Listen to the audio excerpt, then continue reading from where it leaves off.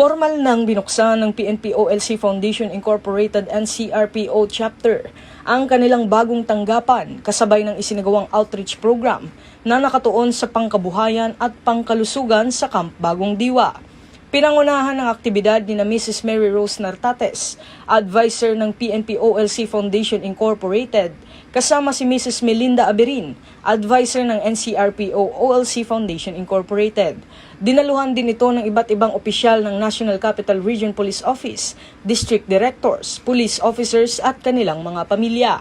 Sa programa, binigyan diin ang kahalagahan ng women empowerment at pagkakaisa sa pamamagitan ng mga gawaing makatao at pangkomunidad.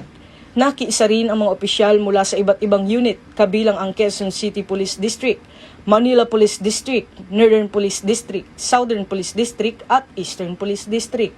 Ayon sa mga organizer, magsisilbing sentro ang bagong tanggapan para sa mga programang pangkapakanan ng pamilya ng mga pulis at ng komunidad. Nagkaroon din ng outreach activities bilang bahagi ng pagsusulong ng malasakit, pagkakaisa at serbisyo publiko. Patuloy namang isinusulong ng PNP ang adhikaing bagong PNP para sa bagong Pilipinas, serbisyong mabilis, tapat at nararamdaman. Mula rito sa PNP National Headquarters, ako ang inyong PNN correspondent, Patrolman Don Brosas, alagad ng batas, tagataguyod ng Balitang Pulis.